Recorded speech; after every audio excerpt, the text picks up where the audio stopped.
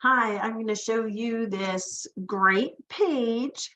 This is done with the National Scrapbook Day project kit. I am using the canary yellow as my background. This is the striped piece of paper. On the back is this lovely green. I cut this to 6 inches by 12 inches.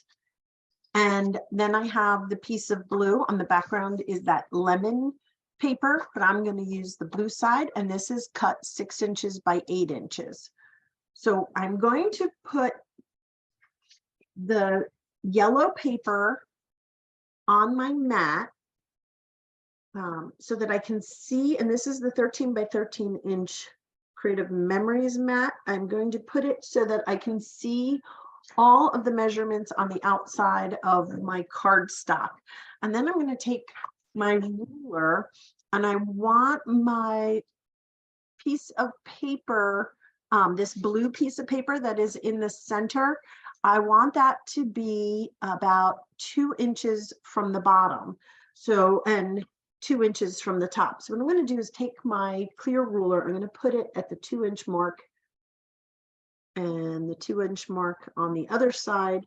So it's 2 inches over here and 2 inches over here. And then I'm going to just tape down my square paper, which I did not just show my class, but I think it's going to be easier if we do it this way.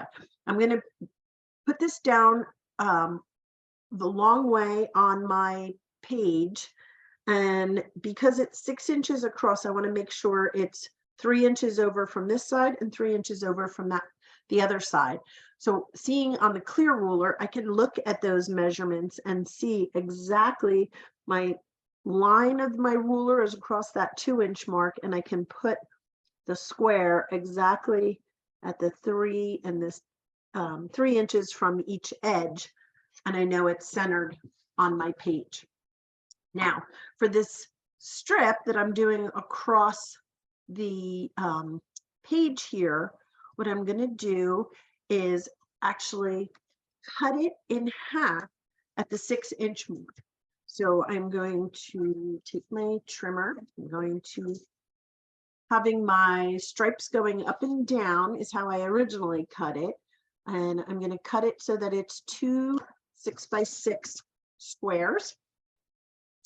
And then I'm going to switch to my scoring blade, because at this point now I need my scoring blade.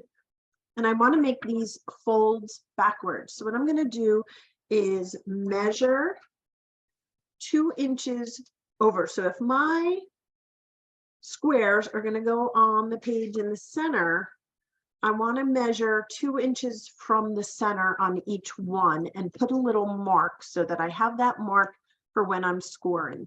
So I go from the edge of the corner of that 6 by 6 square over 2 inches and put a little mark, and then I do it on the other side over 2 inches. 1, 2. So I just have a little mark so I know where to score my paper so that I can fold it back. You can easily do this yourself. What you're going to do is fold from the corner down to the 2-inch mark, but by having the scoring blade, it makes it so much simpler. I put the corner on my cutting line for my trimmer, and I put the top corner and then that mark that I just made on the bottom, and score it from that top corner down to that 2-inch mark. And now I can just fold it back perfectly. And I'm going to do that on the other side. Same thing from the corner to the mark that I made with my marker at that 2-inch mark. So that's on the cutting line, and then the corners on the cutting line. Score it and fold it back.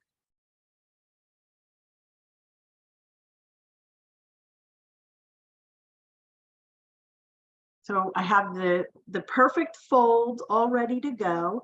What I'm going to do is, just to make this simpler and to help you see it, is I'm going to take my border maker with the mirrored scallop blade, and I'm going to punch out one strip of the mirrored scallop. Actually, you'll need two of them. I'm just going to do one. This is the Border Maker system.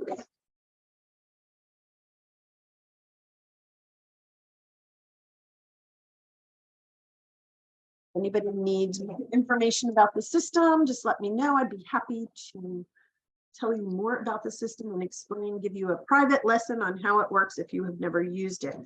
So let me just get out all this. The Border Maker Fetty. Back to, I have my two squares. Don't tape them down yet. Now, what I'm going to do with this border strip that I just punched is I'm going to go back to my cutting blade, and the mirrored scallop blade I'm going to set down right on the center of my cutting line, and I'm going to cut it in half because I only want the edges, so I might as well just use half. And in order to cut half of that, it's really tiny, so I don't have anything to hold it in place. I take my scissors, and with the end of my scissors, the handles, I put it through the two bars here and just hold that strip in place. Move my blade to the center and cut from the center out. That way my strip is not going to move. Just move my blade to the other side and just fold it. And I'm holding that paper with the scissors so that it doesn't move too much. It doesn't matter if it's not even. You're going to do this with two strips of that border. So you have lots of little strips. So now what I'm going to do is I'm going to take tape and just put it on the straight edge of these squares to tape them down in place. And again, if this yellow piece of paper is on your mat perfectly, you're going to see, and on the 13 by 13 inch mat, you have the measurements on the outside. So I can see to place the edge of this right at that 3-inch mark up to the 9-inch mark. So this edge is taped down. The rest of this is open. I'm going to do the same thing on the other side.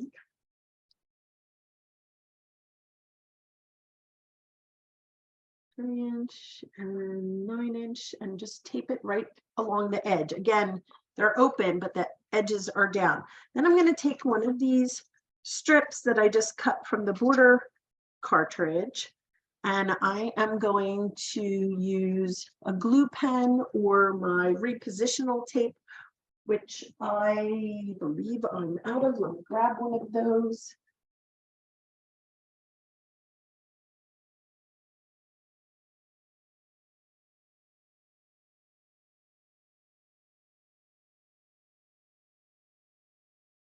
Our repositional tape, super easy to put in. It fits into your tape cartridge.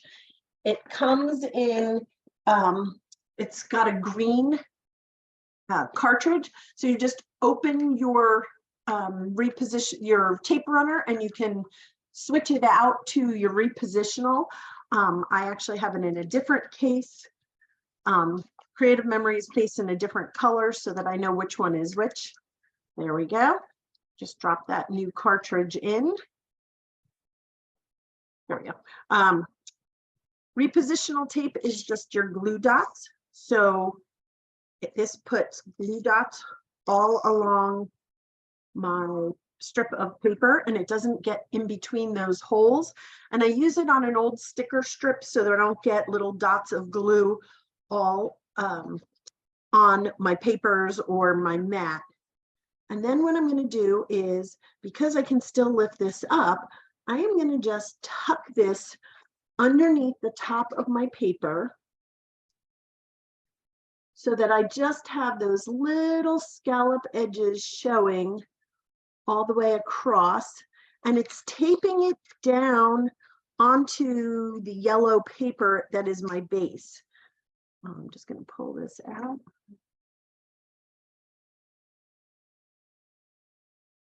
So I am Just want it to be even behind this strip of paper, so the same width is poking out all the way across. There we go.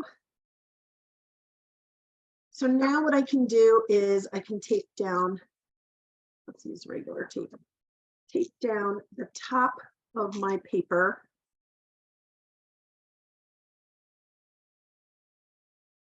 underneath.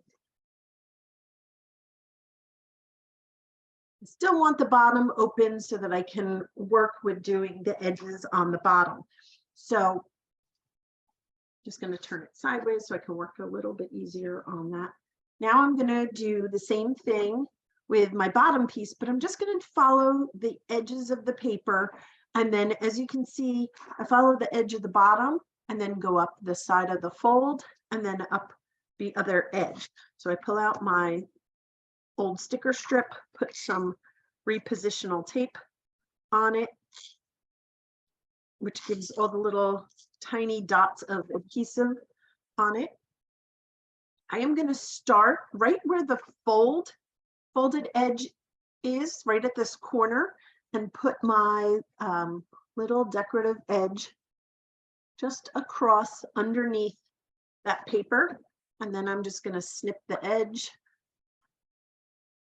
I'm going to do the same thing on the other side.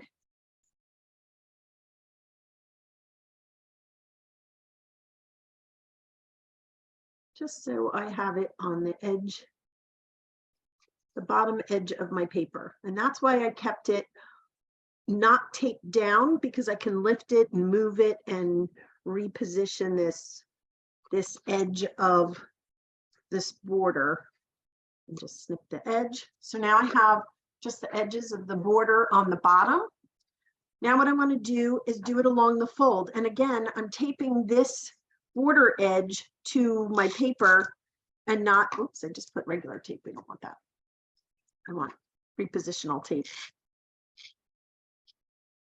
So I just want to tape the border edge, and I'm not taping it to the actual paper that it's actually giving the border to. I'm taping it down to the base of the paper. It makes it so much simpler. So what you're going to do is trim the edge, corner edge of any border you use, just so it can tuck into that folded line. So it's going to tuck right into the fold. I'm going to put it along the edge of this fold and then cut it again. And then I'm going to do the same thing for the long edge. So I'm going to put some repositional tape on here. And I'm going to snip the corner just into a little triangle off the corner so that it can get right into that folded edge up top. When I fold this down, I just want to follow the line of it being folded down over it.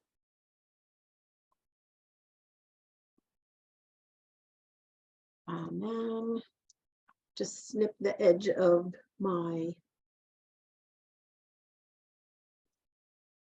snip the edge of the border. And actually, because this is a 6-inch edge, you can actually take a 12-inch border and just cut it right in half. It should be exactly where it needs to be cut off. And I'm not going to worry too much about the top, because the top I'm going to cover with an embellishment.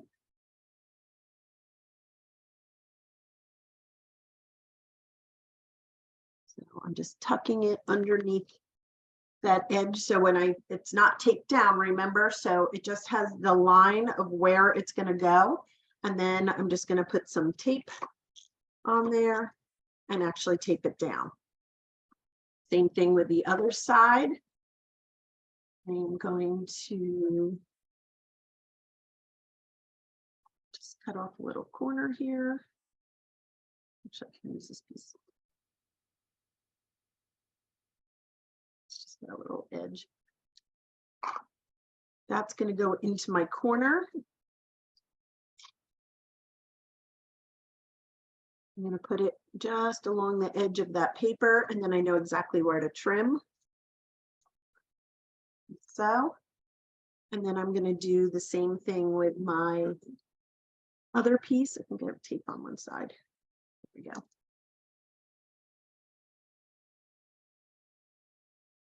And again, I'm going to put it into the corner. So I want to just snip off, just angle it a little bit at the top so it can go right into that edge.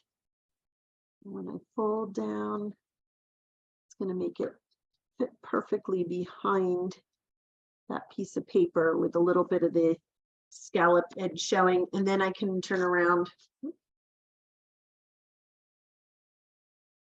and put some tape underneath that fold and just fold it down. How cute is that? And then you can turn around and embellish your page with any of your embellishments, and you have your page. Now you can turn it, you can hold it like this on your 2-page spread, and don't forget you can always turn it so that your openings are on the side. Enjoy.